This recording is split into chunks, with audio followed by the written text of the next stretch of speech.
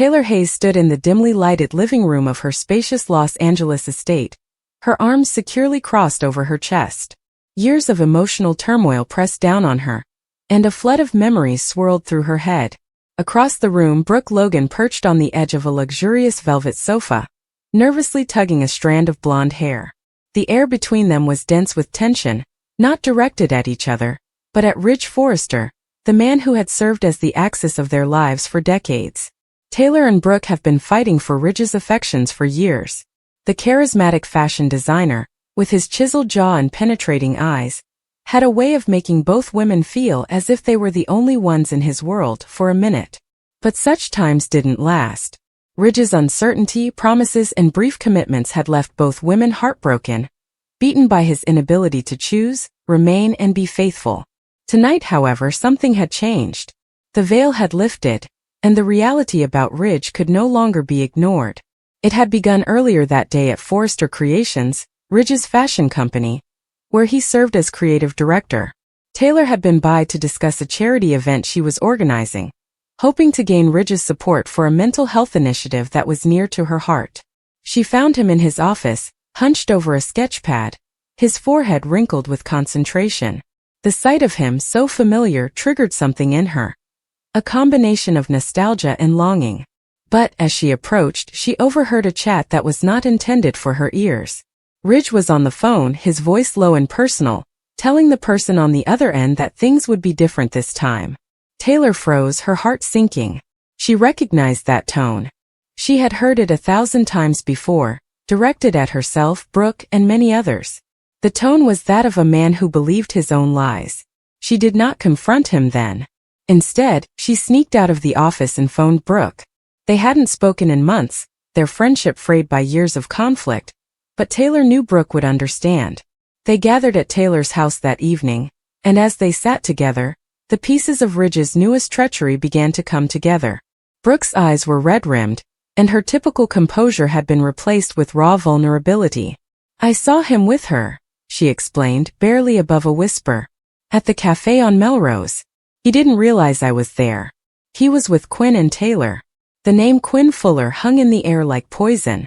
Quinn, the crafty jewelry designer who had previously married Ridge's father, Eric, has a history of infiltrating the Forrester family's life and wreaking havoc.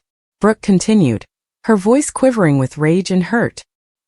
"He was holding her hand, whispering to her, and looking at her in the same way he used to look at me. At you." Taylor's gut churned. She believed Ridge was reverting to old habits, but hearing it confirmed, knowing he was involved with Quinn of all people, felt like a knife twisting in her chest. "I heard him today," she said, her voice firm despite the turmoil within her. "I'm on the phone making commitments. He has made the same promises to us for years. I thought maybe this time he'd changed." Brooke gave a sour laugh and shook her head. "Have we both thought about that?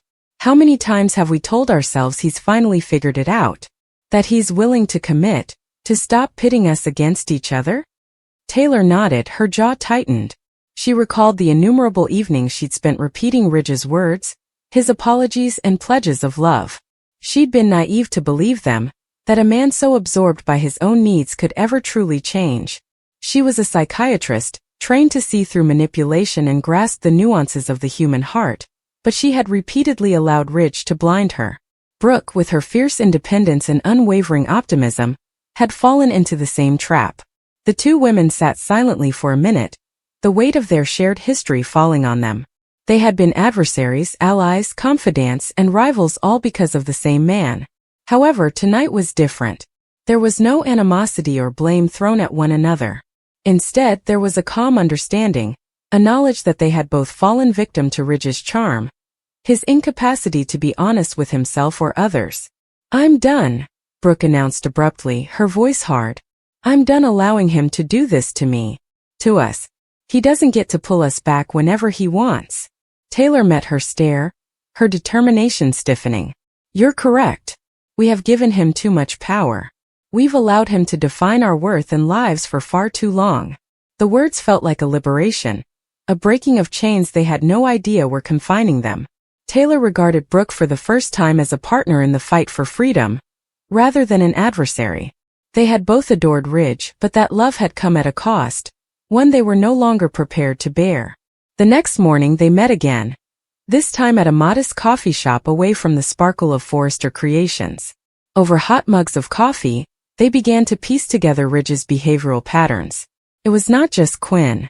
Others had attracted his attention over the years, only to be dismissed when his focus switched.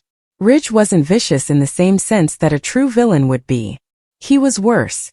A man who believed his own excuses, who saw his hesitation as passion, and his betrayals as a reflection of his complex heart. "He's never going to change," Taylor replied, stirring her coffee carelessly. "He lives on the drama and having us chase him. It's not about loving him. It is all about control." Brooke nodded, her lips squeezed together in a narrow line. "I used to believe I could repair him.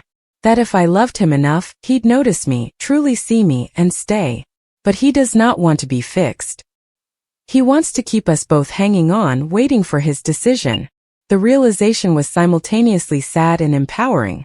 They had been blaming themselves for years, wondering what they could have done differently to win Ridge's love. But the truth was that Ridge's heart couldn't be won. It was a moving goal, constantly just out of grasp, which he liked.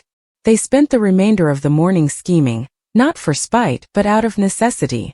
They were tired of being pawns in Ridge's game, but they knew he wasn't going to give up lightly. He'd return with apologies, great gestures, and promises of a future that never materialized. They needed to be ready. Taylor and Brooke gradually regained control of their life over the next several weeks. Taylor immersed herself into her profession, growing her mental health program and discovering fulfillment in assisting others in healing from their own emotional traumas. She began to understand Ridge's manipulations for what they were. A reflection of his own anxieties, not an assessment of her worth. Brooke, however, concentrated on her work at Forrester Creations, establishing her power as the company's leader. She refused to be bothered by Ridge's presence in the workplace, instead responding to his charm attempts with cold professionalism. They were prepared for Ridge's inevitable appearance, his eyes full of false regret. He started with Taylor, showing up at her office with a bouquet of roses and a speech about how he'd made a mistake. Taylor listened, her face deadpan, and when he finished she simply said, "Ridge, I don't believe you anymore." The words were quiet, definitive, and they hit him like a blow. He attempted to argue and persuade, but Taylor remained firm, her heart no longer seduced by his familiar techniques. Brooke's experience was similar. Ridge cornered her in the design studio, his voice low and genuine as he pledged to make things right. However, Brooke had had enough of his promises. "You've had years to make things right," she said calmly. "I'm not waiting anymore." She walked away, leaving him alone among the designs and fabric swatches, his charm ineffective against her determination. The upheaval in their dynamic caused waves throughout their universe. Friends and family observed the shift. Taylor and Brooke, once split by their love for Ridge, were now united in their determination to move on without him. They started rebuilding their friendship, not as rivals, but as women who recognized one another's pain and courage. They laughed at shared memories, mourned over common losses, and rejoiced in their newfound freedom. Ridge was startled. He was not used to losing control and being left behind. He attempted to win them back, alternately angry and desperate, but Taylor and Brooke stood firm. They had seen his genuine face, not the romantic hero he appeared to be, but a man paralyzed by his own indecision and incapable of true loyalty. Taylor and Brooke felt lighter and freer as the months passed. They explored their passions, reunited with old friends, and rediscovered aspects of themselves that had been lost in the midst of loving Ridge. They weren't perfect, they still had doubts and grieved from previous wounds, but they weren't defined by him. They had reclaimed their authority, dignity, and lives. One evening as they sat on Taylor's balcony, watching the sun set over the city, Brooke raised a glass of wine to toast. "To us," she replied, a smile on her lips. "To never letting him fool us again." Taylor clinked her glass against Brooke's, her eyes full of purpose. "To us," she repeated. And at that instant they realized they were done with Ridge Forrester, not just for now but forever. Thursday, August 14th, brings a shocking surprise to the bold and the beautiful, leaving Ridge Forrester reeling. The surprising partnership of Brooke Logan and Taylor Hayes, two women with a long history of animosity, sends shockwaves across Los Angeles' elite fashion scene. For years, these two have been at odds, their hostility driven by their shared passion for Ridge and a complex web of personal and professional disagreements. But now, in an unexpected move, Brooke and Taylor have put aside their disagreements to form a united front, leaving Ridge bewildered and trying to make sense of their newfound collaboration. The episode begins with Ridge at Forrester Creations, comfortably navigating the new collection launch. His attention is divided between his position as co-CEO and his personal life, which has been fraught with emotions. Ridge, the charismatic leader, is completely ignorant of the fury developing behind closed doors. Brooke, his on-again, off-again sweetheart, and Taylor, his ex-wife and the mother of his children, have been meeting surreptitiously, their discussions kept private. The tension in the air is evident as the two ladies, known for their staunch independence and strong wills, start to unveil their common purpose. This odd friendship arose from a shared concern. Ridge's recent business and personal decisions have triggered warning flags for both women. Brooke, who has a strong connection to Forrester Creations and a relationship with Ridge, has witnessed him drifting away from the company's essential beliefs. Taylor, ever the watchful psychiatrist, has picked up on Ridge's mental anguish, assuming that his decisions are motivated by stress and unresolved emotions. They've concluded that Ridge is on a downward spiral and are determined to intervene before he makes irreversible blunders. A surprising revelation concerning a potential takeover proposal for Forrester Creations serves as the spark for their alliance.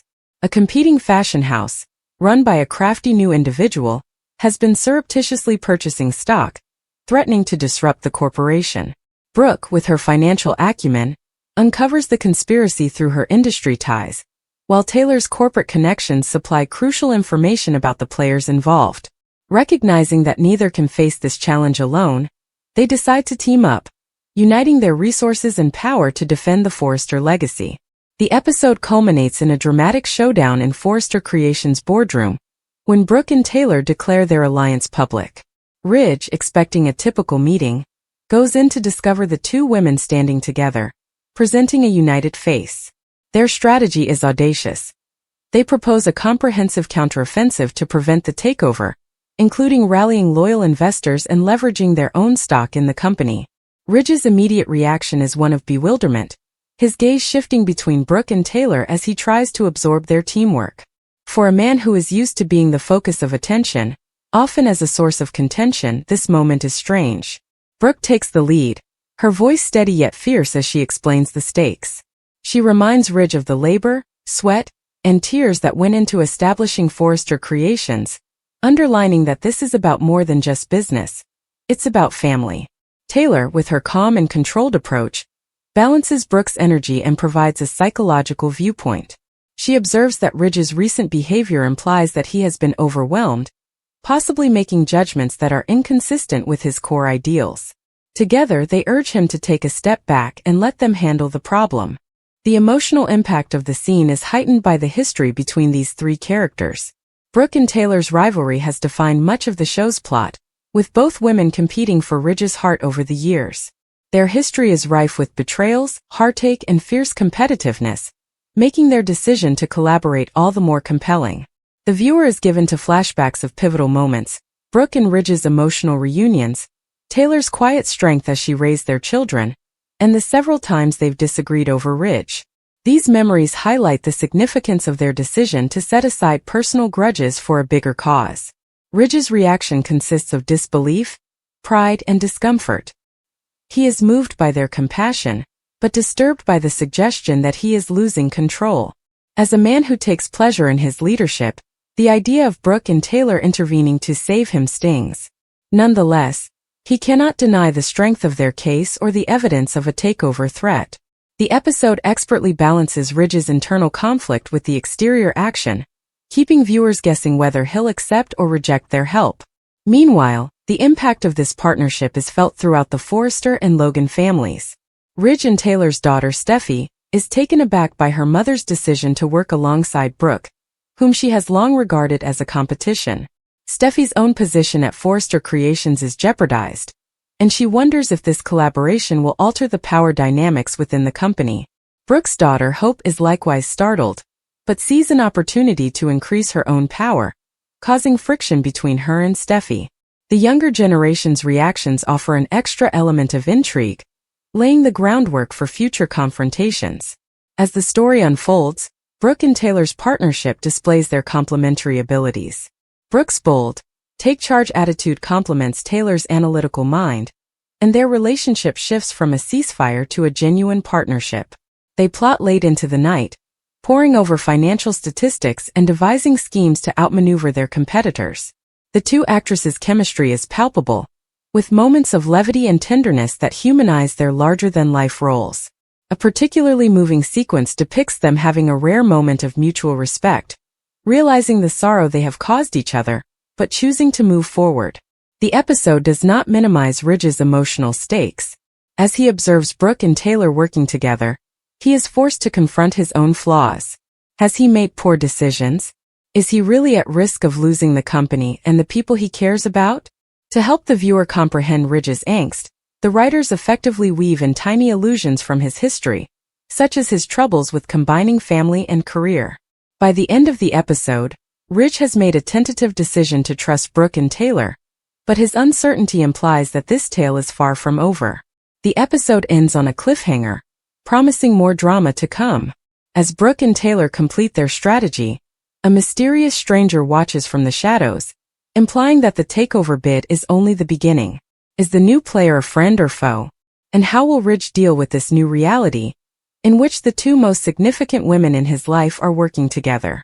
The episode concludes with Ridge peering out over the Los Angeles skyline, his expression a mix of determination and anxiety. As the camera moves to Brooke and Taylor, their expressions firm. This daring narrative shift revitalizes the daring and the beautiful, reviving the Brooke-Taylor-Ridge triangle and introducing a high-stakes corporate war. Fans are left with unanswered questions. Can Brooke and Taylor maintain their alliance, or will old wounds resurface? Will Ridge rise to the occasion, or will he fail under pressure? And who is behind the buyout bid, which aims to challenge the Forrester dynasty? Thursday, August 14th demonstrates that BNB still understands how to produce heart-pounding drama and unexpected surprises, keeping viewers glued to their screens to see what happens next.